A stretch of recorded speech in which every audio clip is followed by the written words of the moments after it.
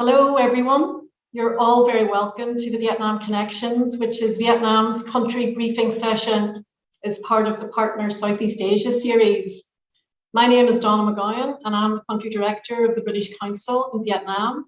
I'm a middle-aged Irish woman with light brown blonde hair, and I'm wearing glasses and a green shirt.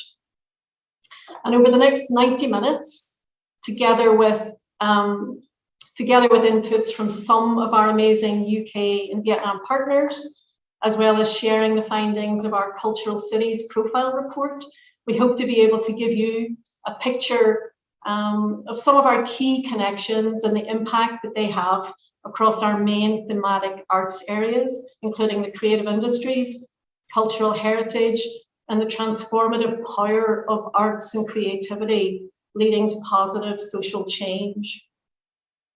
In 2023, we'll be celebrating the 30th year of our presence in Vietnam, so it's a wonderful opportunity to build towards even greater and more diverse connections between the UK and Vietnam. And through our work in arts, culture, and the creative industries, we support artists, creative practitioners, entrepreneurs, and small and medium enterprises to connect with the UK and to tackle today's challenges, connecting ideas and sharing experience, and supporting collaboration and building networks for long-term impact and mutual benefit. The creative industries is an increasingly important sector in Vietnam. And for the past 3 years until June this year, in collaboration with VCAS, the Vietnam National Institute for Arts and Cultural Studies, and co-funded with the European Union, our Cultural and Creative Hubs Vietnam project supported the cultural industries focusing on cultural diversity and freedom of artistic expression. And the project targeted 6 key hubs from north to south of Vietnam, while supporting a diverse network of cultural and creative hubs across the country. And we worked with both central government and provincial governments, supporting the development and implementation of strategies and policies related to the cultural and creative ecosystem at local and national levels. And prior to that project, we collaborated with UNESCO and UK experts to assist the Vietnamese government with the drafting of the national strategies for the development of the cultural industries to 2020, with a vision to 2030. And in Vietnam, most hubs are independent art spaces, design studios or maker spaces, and are often led and managed by artists and creative practitioners.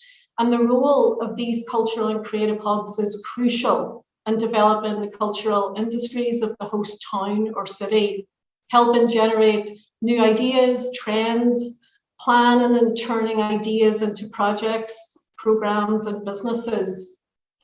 But like everyone, everywhere, we had to adapt given the impact of the pandemic. And so a number of the face-to-face sessions had to be redesigned. So this was a really great opportunity to rethink and engage with wider audiences as well. And we were able to produce and introduce a digital learning hub for the cultural and creative hub owners and managers, as well as artists and creatives.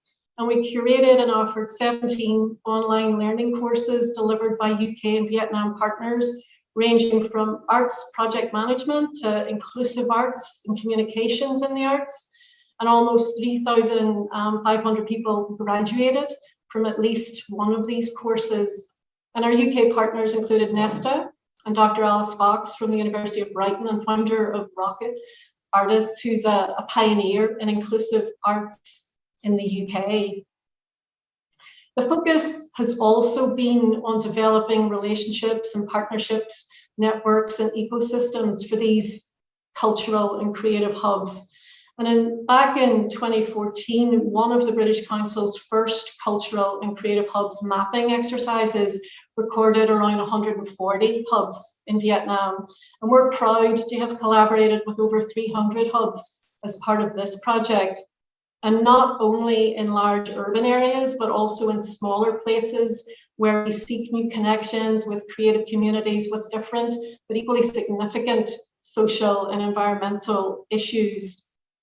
And these hubs are true drivers of change, and nearly 200 of them continue to be connected through the Vietnam Creative Hubs initiative, which was formed during the project and has grown to be a strong support for the network across Vietnam, being led by some of the project's 6 key hubs. And one of them is Hanoi Grapevine, who you'll hear from later in this session. And these hubs support a community of thousands of businesses and organizations and tens of thousands of independent artists and creative professionals who make up the workforce of the cultural industries of Vietnam. And this ecosystem is diverse and resilient, albeit young and vulnerable to changes and challenges.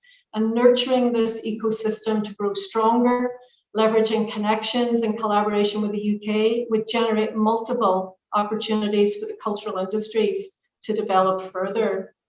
And it was also important for the hubs to add their voices to the government's efforts in developing Vietnam's cultural industries. And in 2019, we organized a policy dialogue for hubs and members of the National Assembly, and a similar event too with the Hanoi Department of Culture, Sports and Tourism. As outlined in our Cultural Cities Profile Report, Vietnam's cultural heritage occupies a central role within both the country's national identity and its creative industries. Vietnam's 5 World Heritage Sites and 13 UNESCO Intangible Cultural Heritage titles. And since 2018, our Cultural Heritage for Inclusive Growth project has focused on protecting and revitalizing music and film heritage that is underrepresented or at risk of disappearing. And this is done in ways which directly engage with and benefit the communities of heritage owners across the country. Heritage practitioners benefited from training, funding and long-term support from UK and Vietnamese professionals in designing and devising their own heritage safeguarding plans, including heritage tourism plans.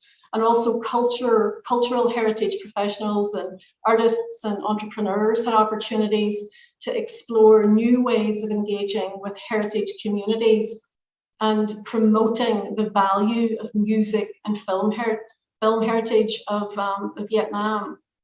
And it's important to note that Vietnam has 54 ethnic groups and making up about 10% of the population. Population is around 98 million.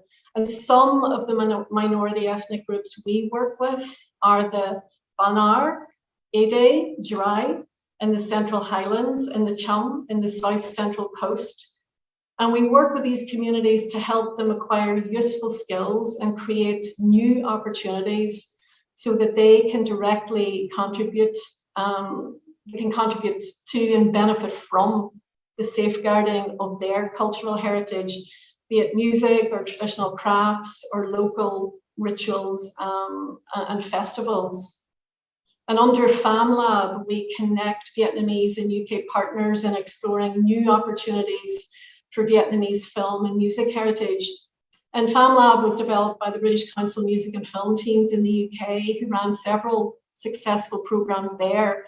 And this was embraced by the artists and the diverse communities across Vietnam when we introduced it as part of our project.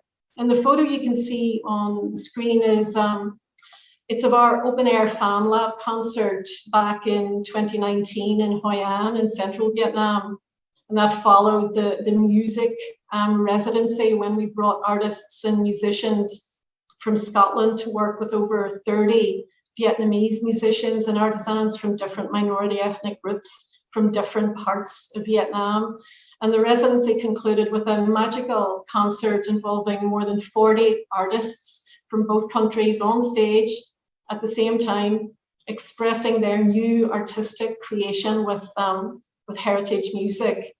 And some of these other wonderful FamLab collaborations include Birmingham's Flatback Festival collaboration with Annam Duo, which produced an amazing audio-visual work entitled Journey to the South, combining the tunes by Annam and Saigon Supersound and digital animation skills of UK artist Emily Scaife.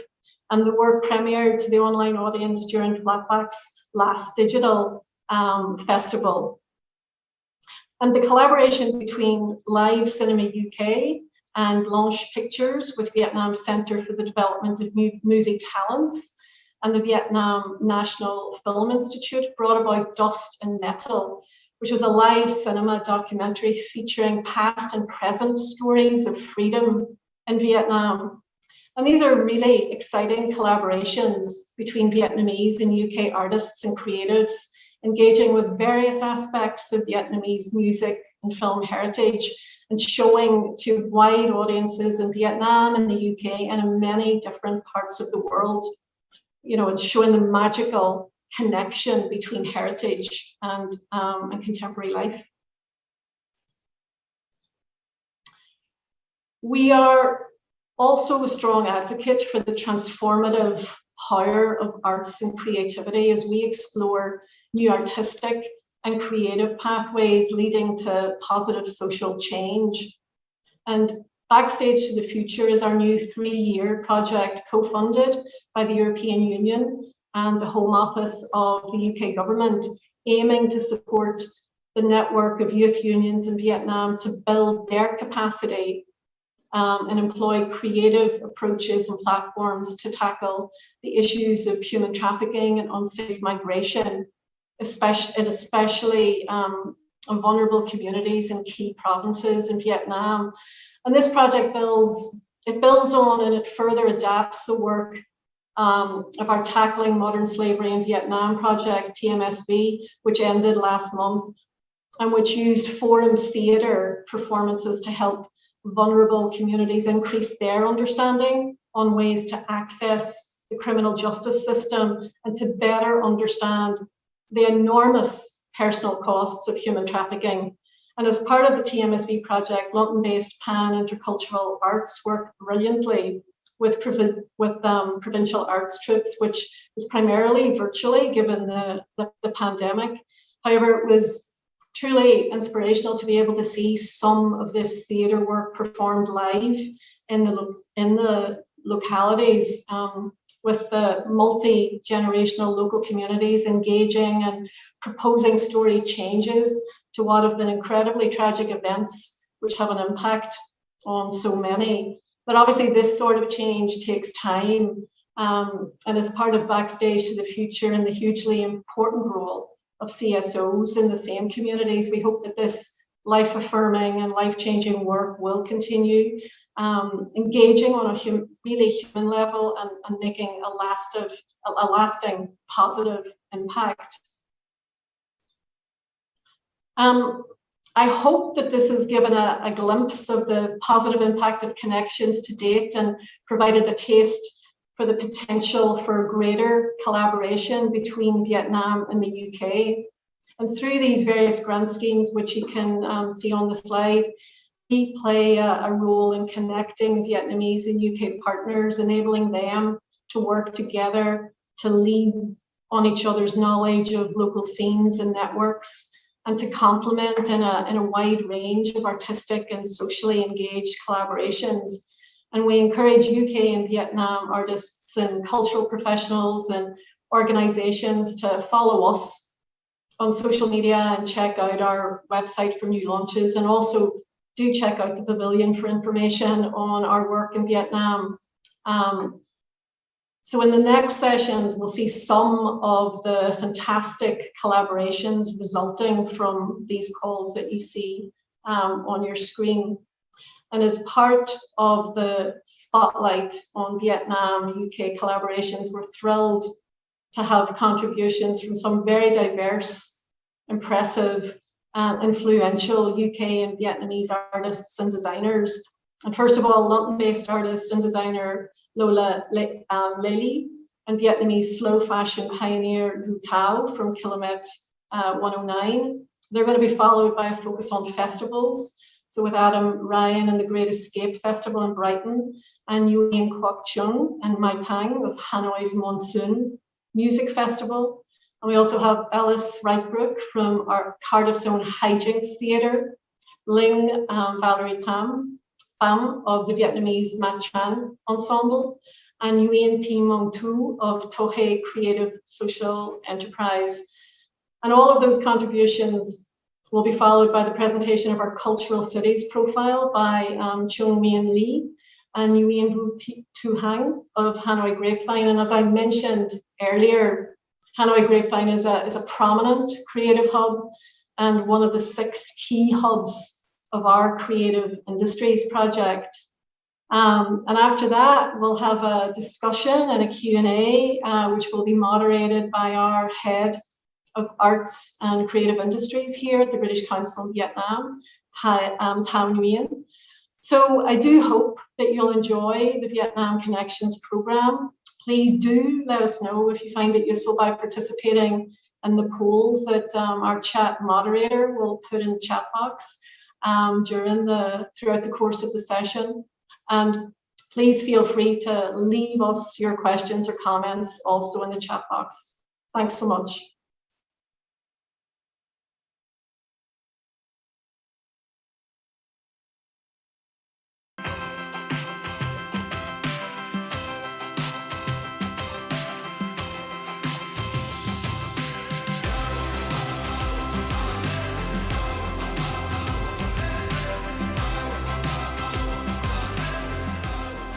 Hi everyone, I'm Thảo Vũ.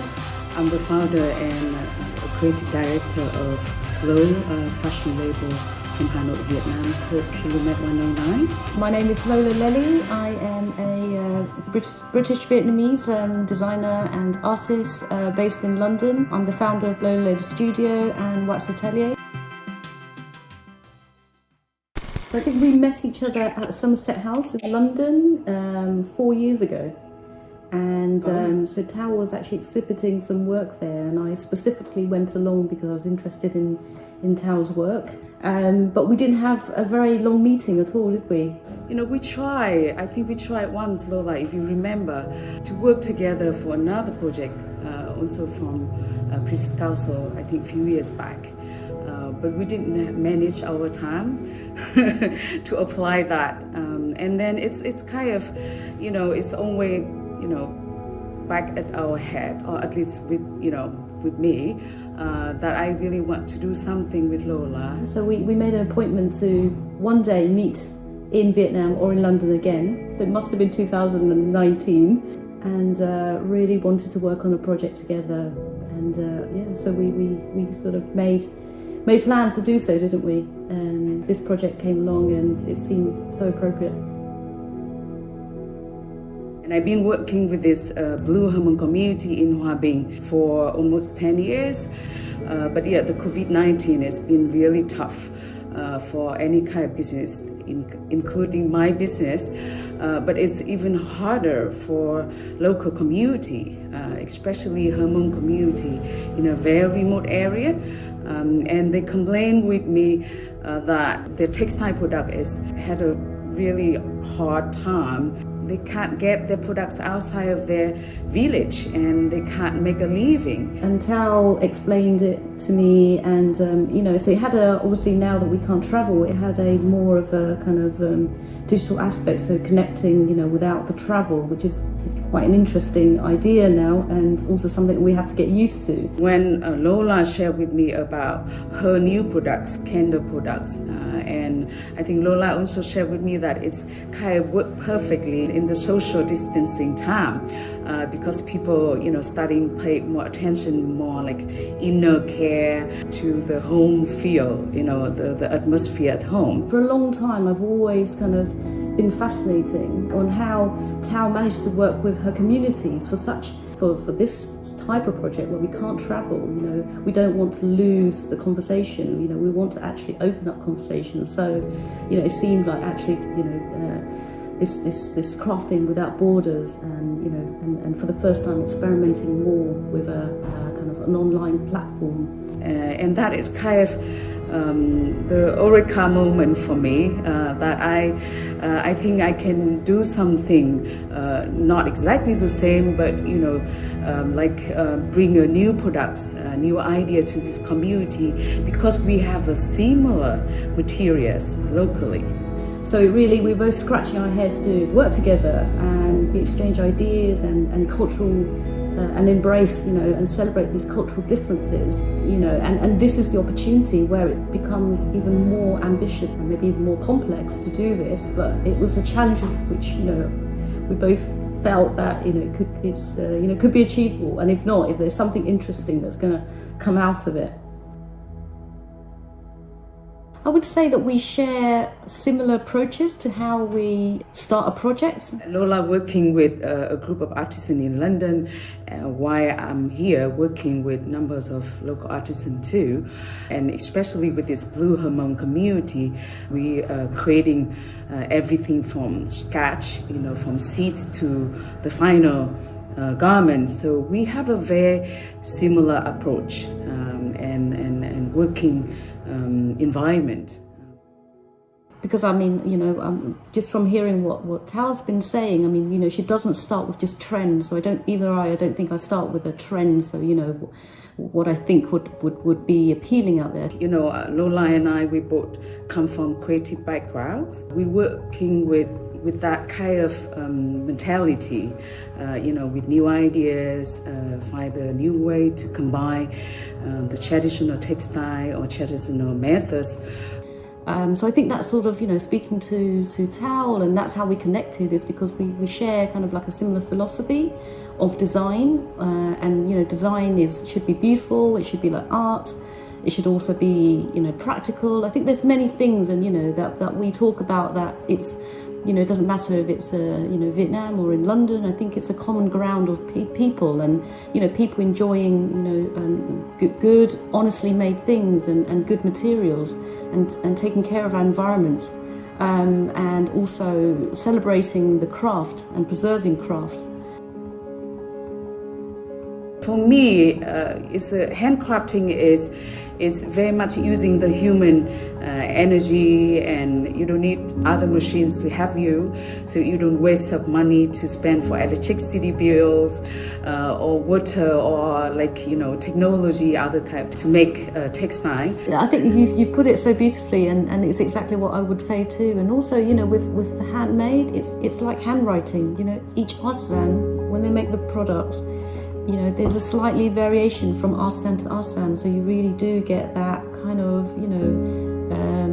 subtle differences in the objects and the uniqueness. And also handmade poset, it's very eco-friendly. They're using local materials and natural materials, so it's not harmful for the environment. Yeah, I think that is kind of what makes our products sort of unique and stand out from mass-produced items, because you can feel it, you can see the characteristics, the handwriting of the artisan in the products. We plan to make a new range of products, and also textile too. So the packaging right now, I use only canvas bag, and I didn't use any papers.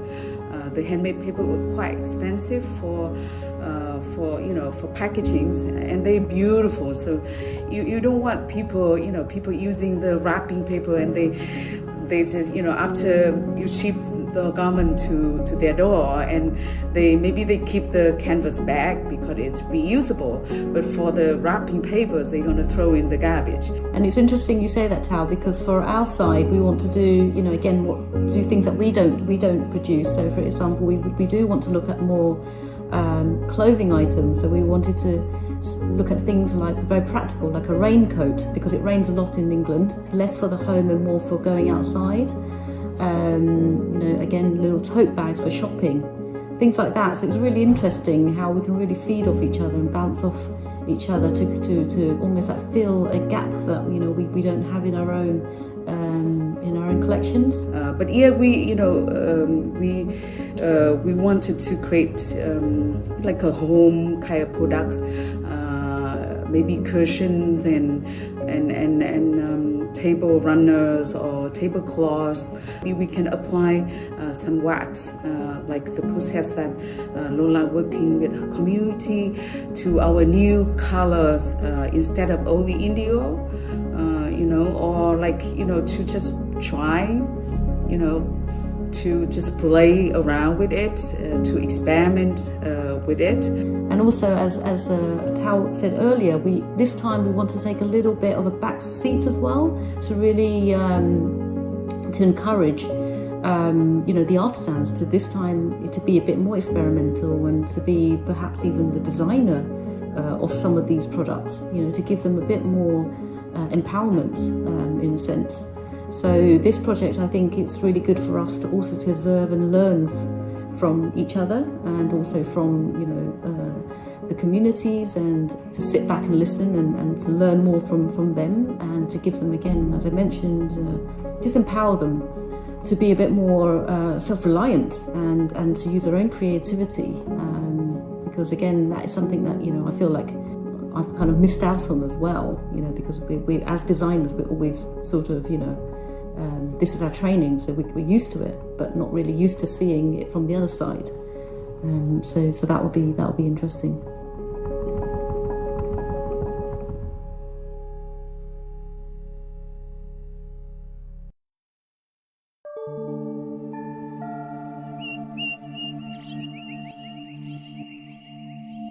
My essence is Precambrian, long before the nation that's so important now.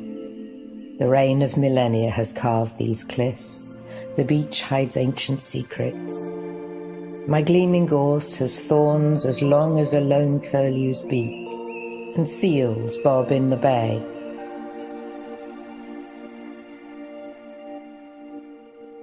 A landscape scattered with hill forts and Roman ruins, wide open spaces of green grass.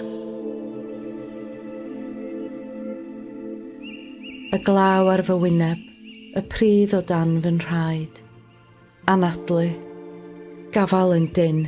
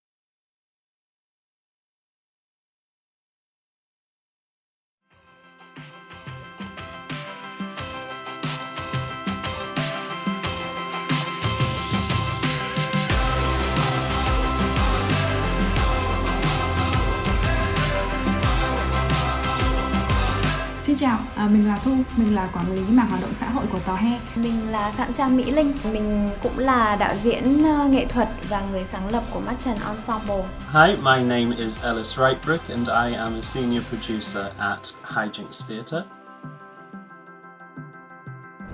Bắt đầu từ năm 2019, lúc đấy là Highlands nhận quỹ của Hội đồng Anh và có cơ hội sang Việt Nam. Thì bọn mình cũng đã gặp nhau. And she kind of became our de facto tour guide and really kind of opened a lot of doors to their contacts and the kind of underground art scene in Vietnam. And we were introduced to He. Tòa He thì có làm việc với nhóm các bạn trẻ tự kỷ, thì Mắt Trần muốn thử tiếp cận với cái nhóm trẻ này.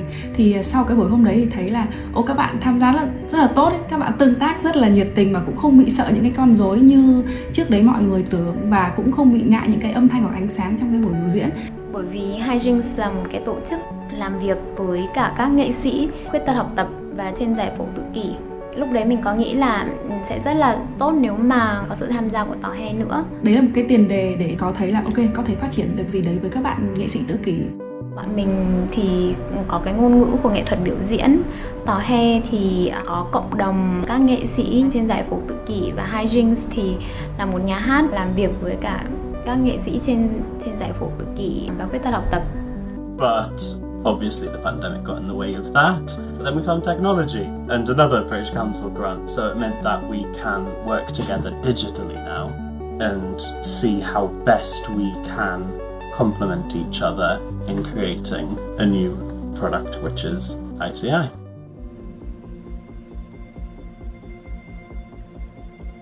Trong cái bối cảnh là đại dịch Covid, khi mà tất cả mọi người thì đều phải ở trong một cái khung là cái không gian quen thuộc gia đình của mình thôi ấy, thì hầu như là các hoạt động nghệ thuật hay là sáng tạo hoặc là tất cả công việc đều bị giới hạn. Thì cái quỹ này nó ra đời khiến cho cái mở rộng cái biên giới của cái việc là nghệ thuật nó có thể là chạm đến rất nhiều người, nhưng mà nó không cần phải xê dịch hoặc không phải đi đâu hết. Lúc đấy bọn mình thống nhất và chắc chắn là muốn cái gói quỹ mà bọn mình apply thì nó sẽ là research based, tức là lấy cái nền tảng nghiên cứu làm cơ bản. Kiểu tất cả mọi người đều chuẩn bị và kiểu có một cái niềm tin là cố gắng lên, xem là một cái dự án mới ra đời trong một cái thời điểm nó khó khăn như thế này, và một cái cơ hội mở ra cho rất nhiều bên như thế này thì nó thế nào. Multiple Zoom calls, just talking it all through, just found that even though there's miles apart and a language barrier in the way, when the mission's so clear, the work is gonna be quality and it's gonna get done. Bọn mình mới nghĩ là khi mà các bạn bản thân là đều là những cái nghệ sĩ hoặc là những cái bạn đang trong cái quá trình để được phát triển bản thân mình ấy, nhưng mà bị một cái khoảng thời gian mà nó đóng lại như thế này thì cái khả năng các bạn thoái lui rất là cao. Thế thì làm thế nào để cho những cái tác phẩm hoặc là những cái con người của các bạn ấy được bộc lộ và bản thân các bạn có thể được kết bạn. Thực ra cái này nó không phải chỉ vấn đề ở riêng Việt Nam mà nó vấn đề ở rất nhiều nơi khác nữa. Đấy chính là cái quyền tiếp cận là một, cái thứ hai đấy chính là cái quyền hiện diện của những cộng đồng yếu thế. Thì bọn mình có đưa ra một số những cái từ khóa, cái gì hữu hình, cái gì vô hình, imaginary places, những cái nơi chốn tưởng tượng. Tức là các bạn sẽ được mở rộng ra những cái nơi chốn tưởng tượng khác, các bạn sẽ được đi ra những cái vùng biên giới khác mà không cần phải dịch chuyển. We want to produce some visual art with this. We want to be able to connect these two landscapes. Và quyết định đấy chính là muốn sử dụng công nghệ AR, tức là Augmented Reality, thực tế ảo tăng cường, để đưa nghệ sĩ của mình vào những cái nơi chốn khác nhau.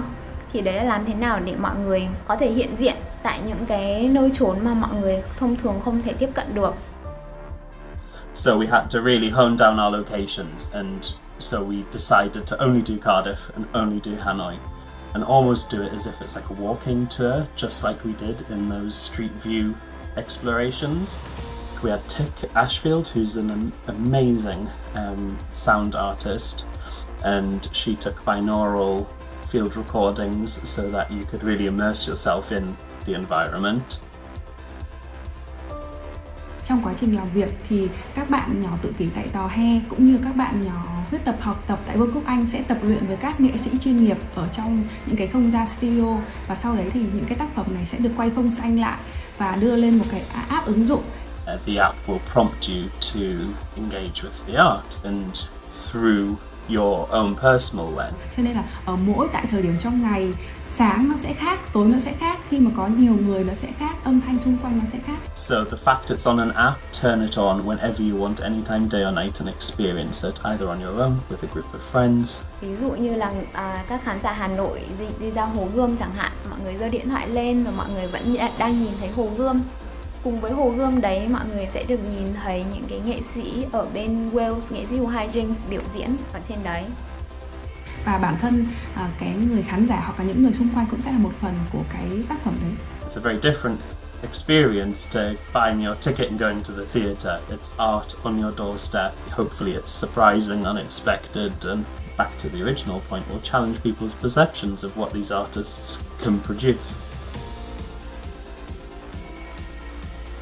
Dự kiến là đầu tháng 12 thì bọn mình sẽ ra mắt cái ứng dụng này, thì mọi người có thể tải nó về. Sau đấy thì Hội đồng Anh cũng đang có một cái chương trình biểu diễn với các nước, thì dự án ICI cũng đang lựa chọn để thể hiện.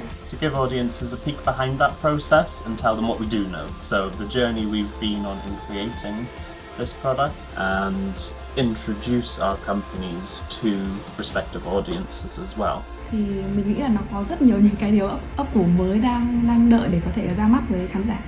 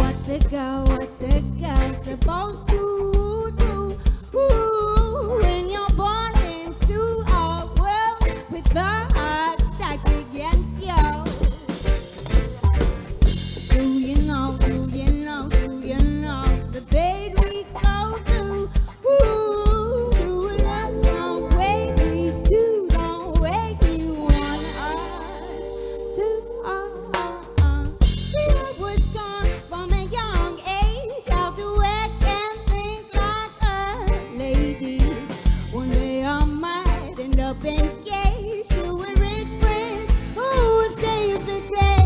These days are getting harder. These days, they're not the answer. Oh, so what's a girl supposed to do? Ooh, when you're born into a world with the odds stacked against you. Do you know the baby go through? Ooh, do look the way we do, the way you want us to.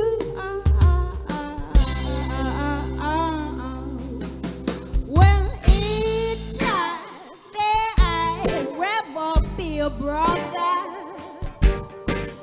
He gets paid twice as much as his lover. She's been trying for much longer, just not timing for a mother. Why does she bother? What's a girl supposed to do when you're born into it with the oxygen against you? Do you know the pain she goes through? Do look the way she does. What's Can you tell me? Can you tell me?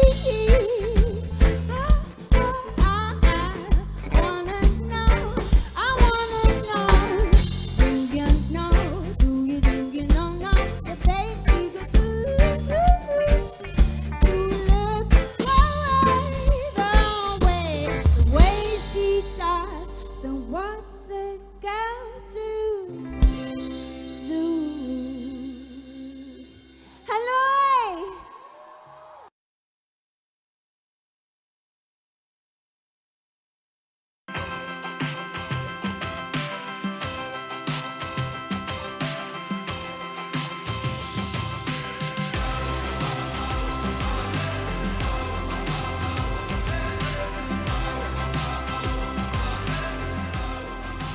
Xin chào, tôi là Quốc Trung, là nhạc sĩ, nhà sản xuất âm nhạc và là tổng đạo diễn của Monsoon Music Festival. Hello everyone, my name is Thang and I'm the performer for music and conference at Monsoon Festival, Vietnam. My name's Adam Ryan, I'm head of music for the Great Escape Festival.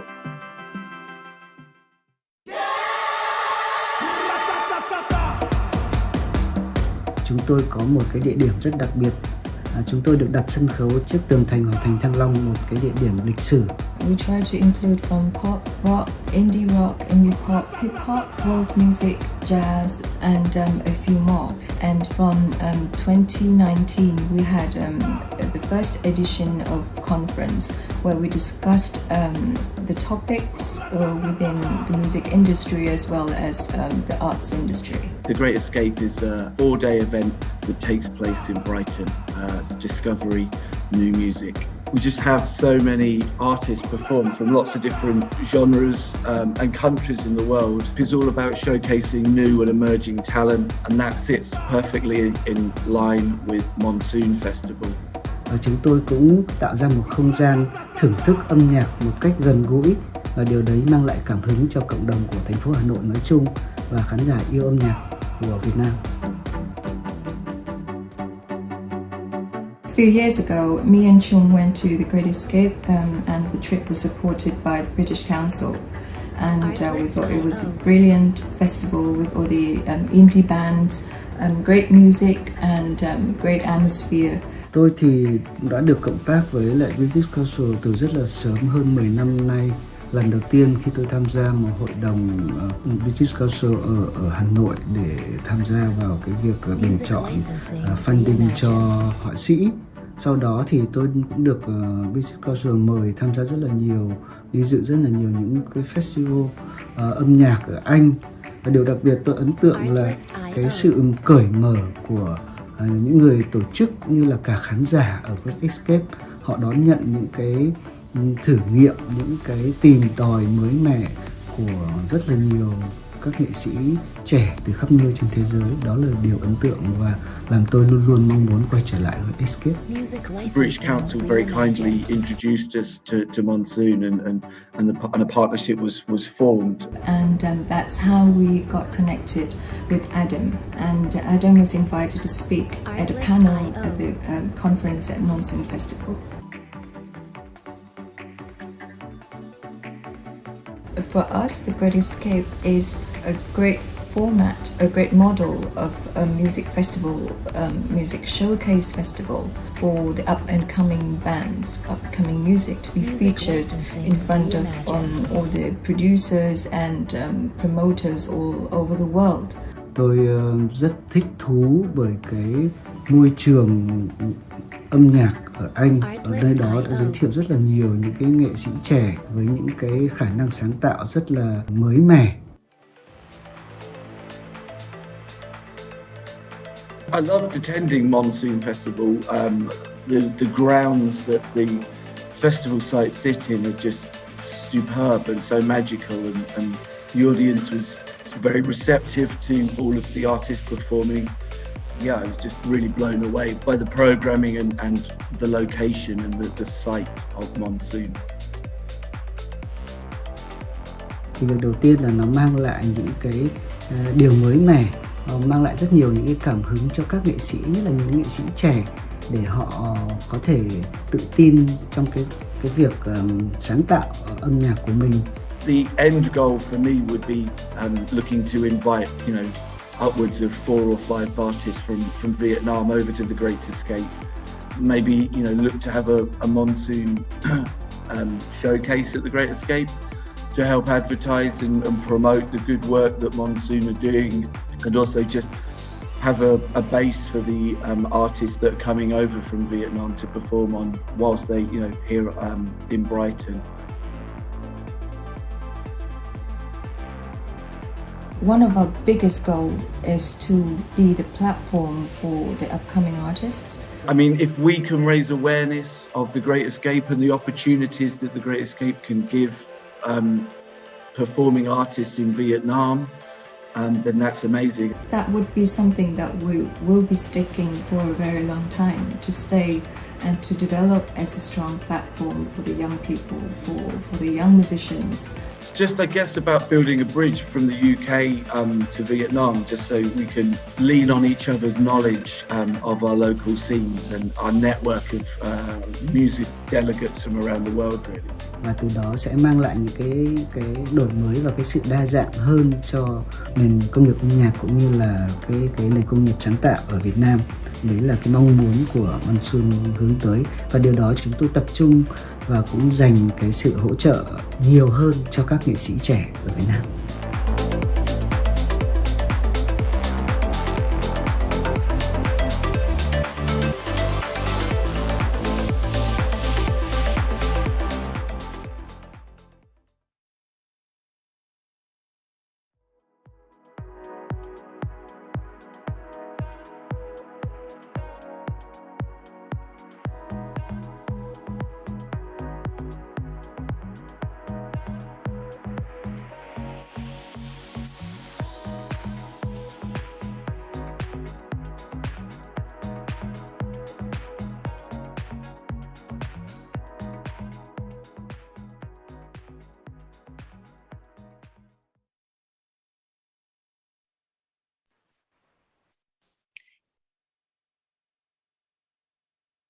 Hello, everyone.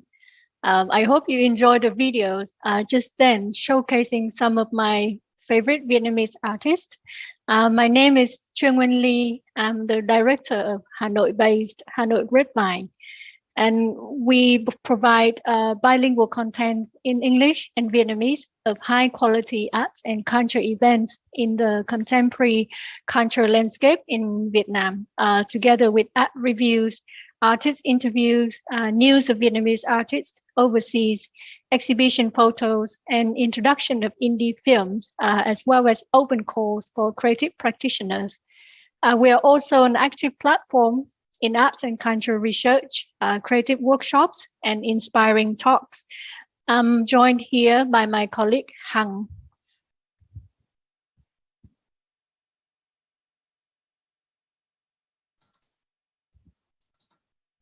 Hello everyone, it's a pleasure to be here with you today. My name is Nguyễn Vũ Tú Hằng and I am Denise Chettasi, manager of Hanoi Grapevine. I'm Asian, soft black hair, and today I'm wearing a black and white striped tee with red background. Thank you, Hằng. Sorry, I forgot to describe how I look. I also have short black hair. I'm wearing a red and blue ethnic jacket. And as Hằng said, we're very happy to be here today, and we will take you to a culture trip across Vietnam. What we present to you today is based on a research commissioned by the British Council in 2010, which we collaborated with London-based Tom Fleming Creative Consultancy. So let's get started. I hope you are ready for the trip. We will take you through 6 cities in Vietnam, and we will go from north to south and help you experience the flavorful characteristics of each city. Before we start, let us explore some of the interesting features of the arts and cultural industry in Vietnam. In 2016, we have our first national strategy for the development of cultural industries. In this important policy instrument, cultural heritage, design, digital creativity, and architecture and urban planning were highlighted as areas of focus. Taking these features to the cities of Vietnam, we have Hanoi as a capital city. It's known for contemporary design and crafts. And of course, let's not forget about its fame for its cuisine. Where the ancient capital is a deeply textured center of a culture and heritage. And so is Hội An, which is a popular tourism destination in center of Vietnam. The nearby Da Nang, a young dynamic city, is also a popular destination and an emerging spot for digital nomads in the region. Đà Lạt, a diverse and multicultural city with a strong urban heritage of French colonial architecture with an emerging independent fine art scene. And last but not least, Ho Chi Minh City, or sometimes referred to poetically as Saigon, is Vietnam's largest city and economical hub. On this map of Vietnam, you can see the cities that we will go through are where the dots are. These dots represent the cultural hubs or art organizations operating from the bigger cities in Vietnam. Thank you, Hằng. When I see the dots on the map, I feel very excited because I believe that in the near future, these dots will grow bigger and bigger. It means that when you come and see Vietnam, you will have many choices, you have many places to visit, and it'll be our honor to welcome you. And I want to show you, this is a lovely image of a very special corner of Hanoi, where I was born and raised. You can see in the picture the iconic of Hanoi Opera House with the Hanoi Hilton slightly to the right. And for over 10 centuries now, Hanoi has been the capital city of Vietnam. So you can imagine its rich craft tradition and its vibrant festival scene. It was great news for Hanoi to be the first Vietnamese city to join the UNESCO Creative City Network as the Creative City of Design in 2019. And indeed, Hanoi is a cultural city, bustling with shop houses, full of design products, from very traditional to very contemporary. Behind these shops are designers, design entrepreneurs, cooperatives, businesses, and craft villages and festivals. The next picture I'd like to show you, it is true that Hanoians love Hanoi, and you will see many symbols of love for the city, such as this one.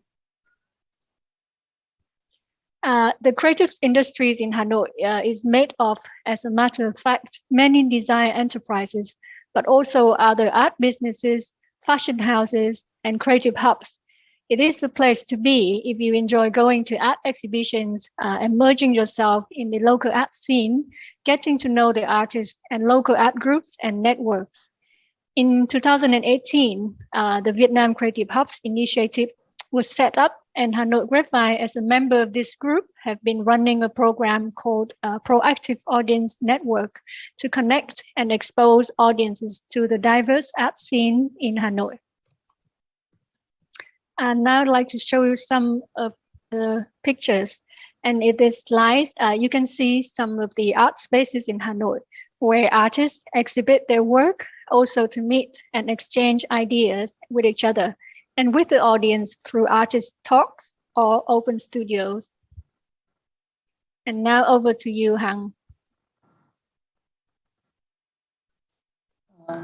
Thank you, Chile, and your lovely Hanoi art tour. So now I'm going to take you through to Huế, written Hill but spelled Huế, the city of royal culture. Located in central Vietnam, the city is a long-standing cultural center for both central Highlands and the country as a whole.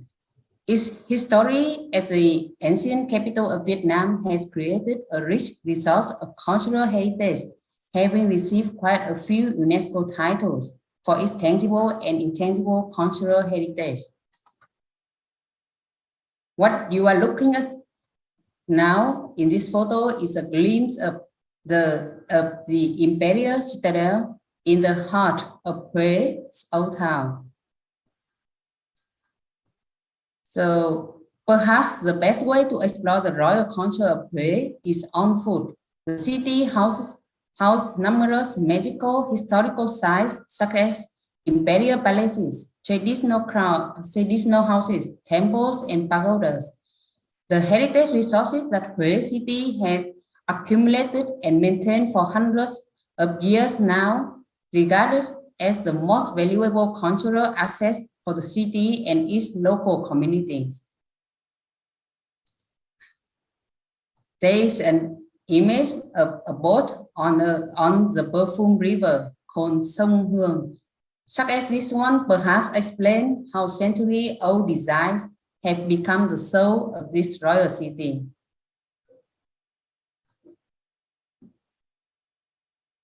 If the royal charm of Huế attract millions of visitors, the local cultural festivals are what filling them with enjoyment.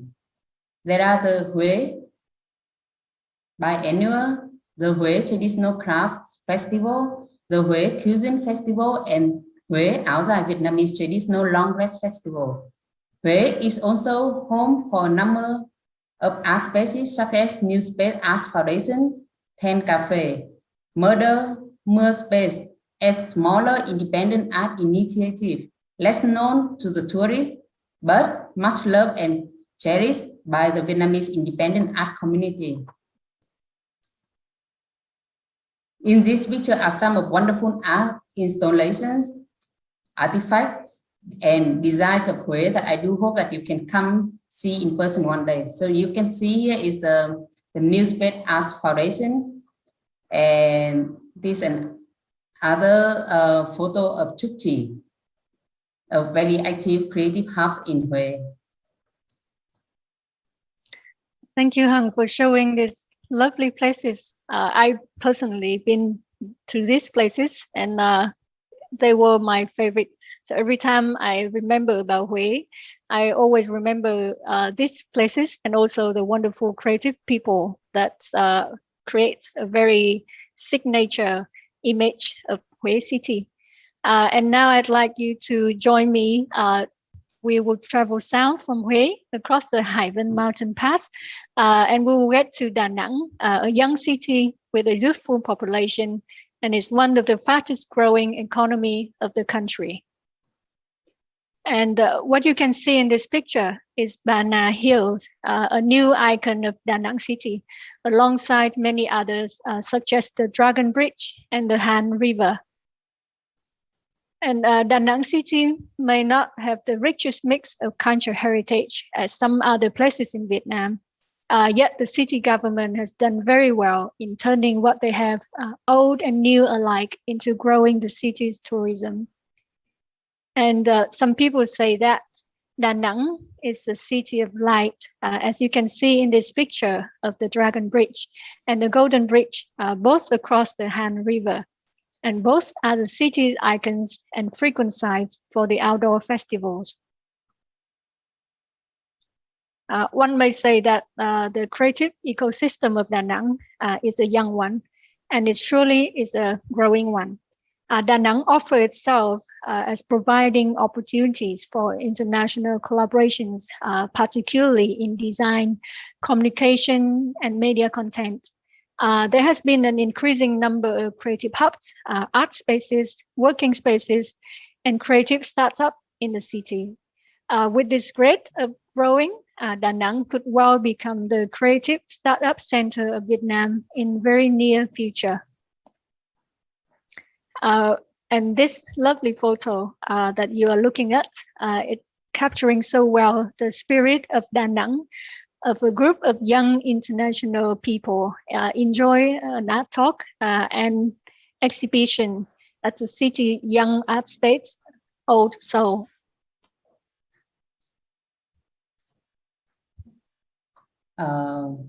Yes, back to also is spreading in Da Nang right now with many active activities, and you might not yet want to live the young spirit of Da Nang. Did we mention that Da Nang is also by the sea? White sand, long beaches, lovely warm tropical sea water. Imagine that. But let's travel south to Hoi An. It is also by the sea. Hoi An is often so suitably described as a living heritage of Vietnam, which is not only attributed by the infamous ancient town where locals still live and run their small souvenir businesses, formed around the 15th century with a favorable geographical position and a relative stable economic, social, and cultural context. Hoi An develops as a trading stop for ships from Japan, China, Southeast Asia countries, and a number of European countries. The city became a regional center for economic exchange and international commerce. Hoi An became a World Heritage Site in 1999. Here is a picture of small coffee shop in Hoi An, like many other street corner cafes of the town, where century-old grace can be found. Cultural tourism has been the main driver of the creative industries of Hoi An City for many years. Based on the income drive from tourism, local traditional crafts have been revitalized and promoted. The city, as well as private businesses, organize thousands of cultural performances every year to entertain its visitors. So in 2019, it goes up to some 5 million visitors per year. So if the Hoi An town is own hustle and bustle, the Hoi An local art scene is much more subtle. While other cultural and creative sectors have not been significantly visible within Hoi An's economic structure, it is anticipated that in the coming years, design, crafts, and performing arts will be the next sector to thrive. Over the last few years, this has been demonstrated by the ongoing influx of talented and contemporary artists from across Vietnam establishing workshops and studios in Hoi An. There's very beautiful picture from the Cap Hoi An, and Cap Hoi An is one of those artist studio in this ancient town, and that has been actively leading in arts and cultural activities including public arts event and community arts engagement during this pandemic. So CAP Hội An is also very active in operating online workshops as well that like you may join because it's in bilingual language. Thank you, Hằng. Hội An is a small area, but with so much attraction. And also we have plenty of choice to see and also to connect and to get inspired by many interesting people. And now we are moving to the central highlands of Vietnam. We will arrive in Đà Lạt, a city of architectural heritage. Đà Lạt is the capital city of Lâm Đồng province in the central highlands of Vietnam. Formally established in 1916, Đà Lạt is historically a place for vacation and leisure, thanks to its mild climate and the beauty of its natural surroundings. This city of leisure or well-being and retreat is reflected in its architecture, a landscape of villas, religious and public structures, which reflect a blend of French and Asian styles. In this picture, we are looking at an old French-built monastery in Đà Lạt. Đà Lạt is rich and diverse in both tangible and intangible cultural heritage. Đà Lạt is considered a museum of French villas and buildings. Đà Lạt is also home to more than 20 ethnic groups. Each group has their own traditions, cuisines, festivals, rituals, art practices such as gong and ching, playing and ritual, buffalo offering ritual, medicine-related knowledge, and rice spirit worship. The city has put much effort in safeguarding the cultural uniqueness of ethnic people and tried to promote those values through education, cultural and arts events, and cultural tourism. And let's have a look at some of the pride heritage of Đà Lạt. This is the train station, the old train station of Đà Lạt. And now they become a popular check-in place for the young tourists. And Đà Lạt is a city which converges a strong cultural heritage with an emergent contemporary cultural scene.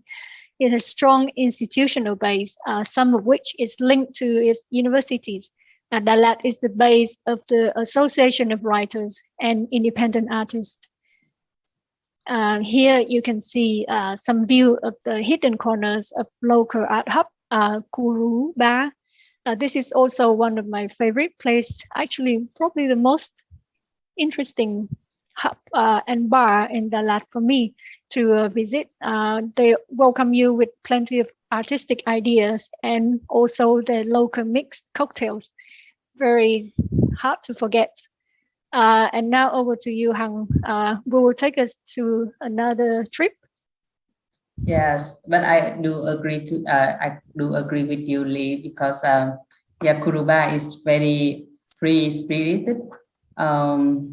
It's very free spirited and like it's we can see all kinds of arts here and installation is very interesting for you if you ever ever have a chance to go to Đà Lạt. And also Đà Lạt station is I think it's the most popular check-in because it's appeared in so many music videos in the last year, I think. Okay, so finally we have come to Ho Chi Minh City or Saigon, Vietnam's biggest city and a dynamic socio-economic hub. The city has identified 3 specific targets. By 2025, it aimed to become a smart city with a good quality of life and modern industrial and service development at the forefront of innovation. By 2030, it will become the center of economic, financial, trade, science, and culture for Southeast Asia. And by 2045, Ho Chi Minh City targets to become the economic and financial center of Asia, attracting visitors from around the world based on the sustainable development with a high quality of life. So you can hear is a local street scene in Ho Chi Minh City that you may find everywhere in the small alley called Ham. Ho Chi Minh City's plan to reach the ambitious targets has a focus on cinema, performing arts, fine arts, photography, exhibitions, cultural tourism, fashion, and advertising. There is this confidence on the fact that the creative private sector in Ho Chi Minh City is well developed, dynamic, and vibrant, hosting most of Vietnam's biggest creative enterprises in this sector. So there's another view of a popular tourist spot, the wholesale market in Saigon's Chinatown. The confidence of the city leaders in developing its cultural sectors is supported by private sector. Private companies and enterprises have also increased investment in producing films and music videos. Key examples including PhD, SK Film, Galaxy Media and Entertainment, CJ, E&M Vietnam.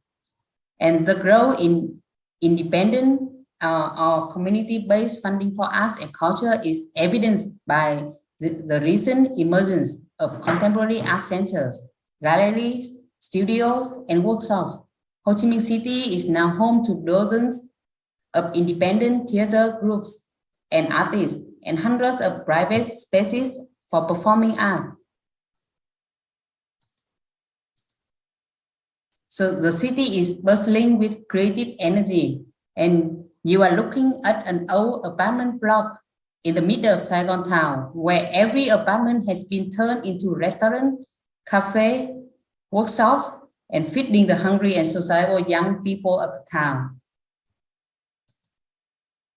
And this city is a fast developing city with the new high rises going up at incredible speed. It is a push and pull between the ambition to grow higher and faster and the persistence to develop responsibly and sustainably. In this context, in the city that never sleeps with all its ambitions, there exists independent art spaces such as Sun Art, an organization dedicated to nurturing and challenging common modes of viewing and thinking about visual arts through exhibition, critical discourse, educational initiatives, and residency programs. Yes. Thank you, Hằng. I think we've been through, I don't know how you feel. Did you enjoy the trip with us? But we'd like to conclude our presentation with that incredible statement by our friend Sanat, the independent art space founded in 2007 in Ho Chi Minh City. It just reflects the strength and resilience of the arts, what you can find in here in Vietnam, throughout the country. And thank you very much for your attention. Thank you. We have us that for sure enjoy the walk through the country city of Vietnam. And now I think my friend, my colleague Thao from the British Council will help us to know if you have any question for us. Thank you very much, Lee and Hằng, for taking us through a cultural tour across Vietnam from north to south. I feel like I've just been on one of those train trips that I really enjoy, going up and down the coast in Vietnam and visiting some of these wonderful cities. Hello everyone, my name is Thao. I'm the Head of Arts and Creative Industries at the British Council of Vietnam. I'm Asian, I have short black hair. All three of us have short black hair today. And I'm wearing an orange top. I will be getting some more insight from Lee and Hằng from the Hanoi Grapevine about the cultural cities in Vietnam. And I can see that there are some questions in the audience, and I will get to them shortly. But first of all, can I ask Hằng? I think this is a question that many of us would share. So you went through the many different cities of Vietnam, and we can see that these cities offer both the old and the new. What do you think are the key features that we can see to distinguish between one city to another? Can I go to Hang, please? Yes, thank you, Chị Thảo. So I may quote from the Escort figure that he once says there are all kinds of love in the world, but never the same love twice. So these 6 cities are so different that I will assure you you will fall in love in different ways.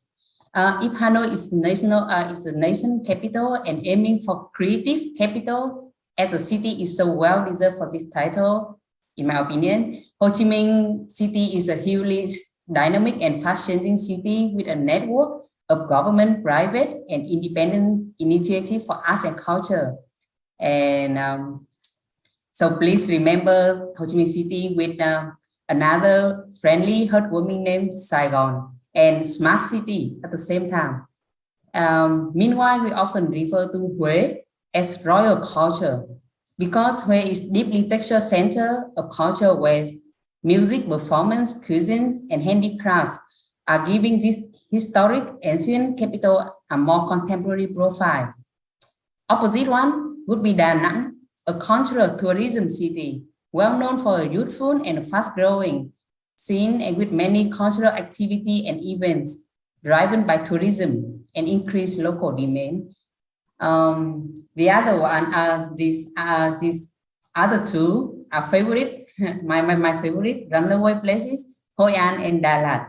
Hoi An is such a living heritage because it's, this town is a jewel of tangible and intangible heritage assets and a growing hub for international tourism and contemporary creative practice. Then to Da Lat, we always feel calm thanks to its 4 seasons in a day weather and strong urban heritage of French colonial architectures. Hence, there is a name architecture's heritage. Yes, that's very short but like it's all the key features of 6 cities for now. So you can see more in our research and come up with your own name as you may travel here, and we Hanoi Grapevine would like to take you on more places to see. That's great. Thank you. Thank you very much, Hang. That's just a little bit of more information for us to remember about these cities in Vietnam. And I think that if some of the people who are attending this session, if you would like to come to Vietnam one day, make sure that you get in touch with Hanoi Grapevine, because they might take you on a tour. I have a question here. Perhaps I can ask Lee this question. I know that you've been working on some projects that involve the public sector and the private sector collaboration in the arts in Vietnam. So can you talk to us a little bit about the government policies in the cultural and creative industries in all of these cities, and a little bit about how the private sector are working with the public sectors in this area of work? Yes, I think I'm excited about this question because I know that developing creative and cultural industries has become a very hot topic in Vietnam right now among the central government as well as the local governments.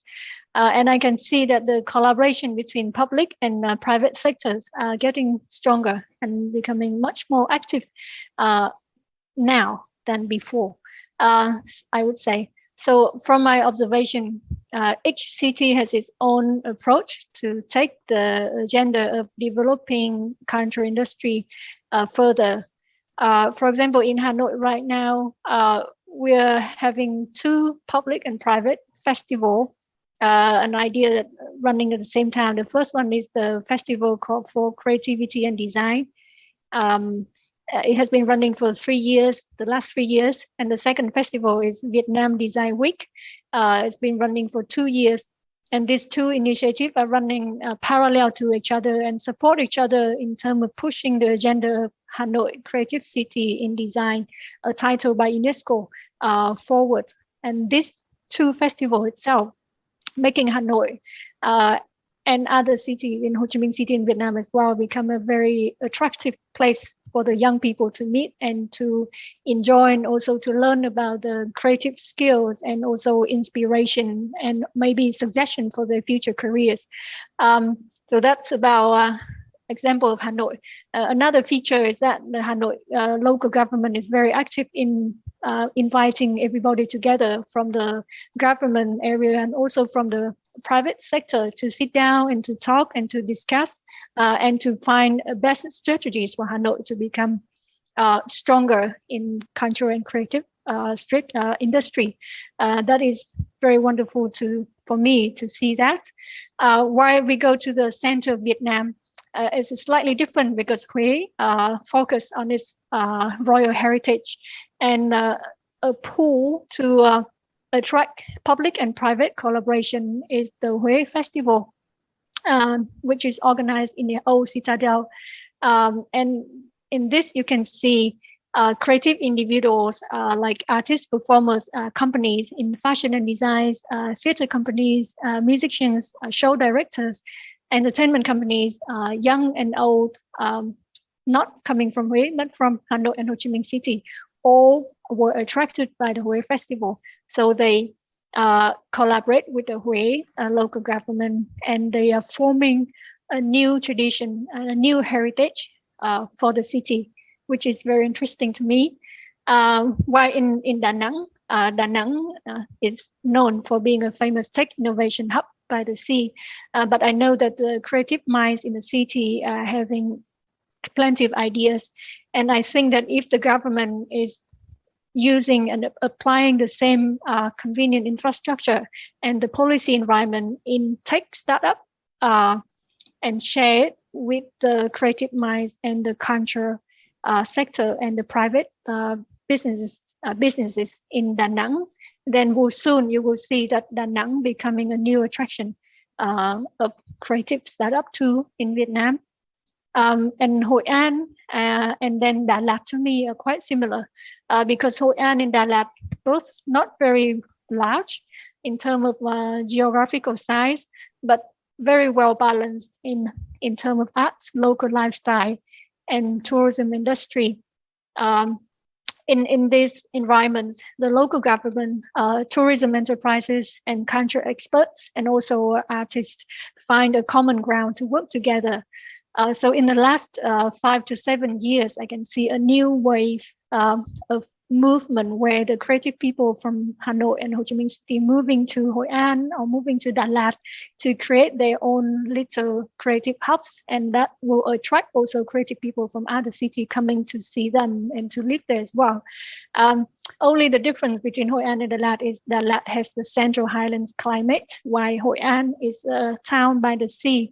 They're both very pretty, and Ho Chi Minh City is the dynamic, as they, to me, it's very straightforward city.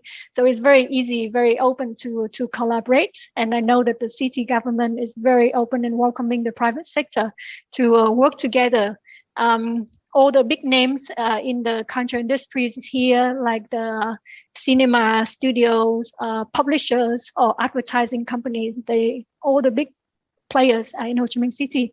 But I could see that the local government is moving to creating open public spaces, becoming venues for the local people and also visitors to enjoy the cultural participation opportunities. And to me, that is the great thing to take a look when you have a chance to visit the cities. That's my answer for now. Thank you, Thao. Thank you, Lee. That's wonderful.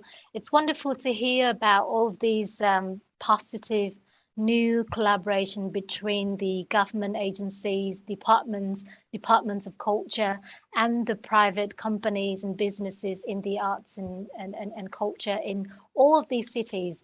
I think 10, 15 years ago, it would be hard to find anything like that, anything like a public-private partnership. But now there are more and more initiatives and more efforts, I think, from both sides to collaborate and to working together. I'm sure that there are barriers, I'm sure that there are challenges, but it's just very positive to see the willingness to work together from the public sector and the private sector in the arts and culture. I have a question here, and I'm going to ask Hang this question. So I would like us to come back to the old and the tradition and the heritage. As you mentioned, there are a lot of heritage sites in cities like Huế and Hội An. Heritage is something that people know a lot about when they come to Vietnam. It's very visible. And it's something that that Vietnamese people are very proud of. We're very proud of our own culture heritage.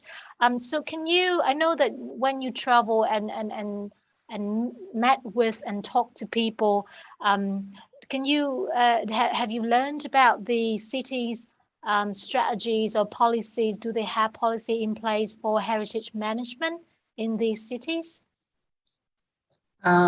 Yes, so actually, so at national and regional levels, so governments and institutions, they always have the initiatives and strategy for the preservation and promotion of these traditional handicrafts, or like intangible assets, intangible and intangible heritage, as a key driver for numerous arts and cultural industries. Okay, let's take, as you say, so let's take example of Huế, Hội An, and Đà Lạt. And so let's go for the Huế first. And Huế cities like Huế city inventory now contains most like 1,000 heritage assets and elements, both intangible and intangible, and they are registered for the intensive care and protection. So it means that like we the city promotes for the city policy is mainly focused on restore and preserve. For example, and mainly for the Imperial Complex of Huế since 1993.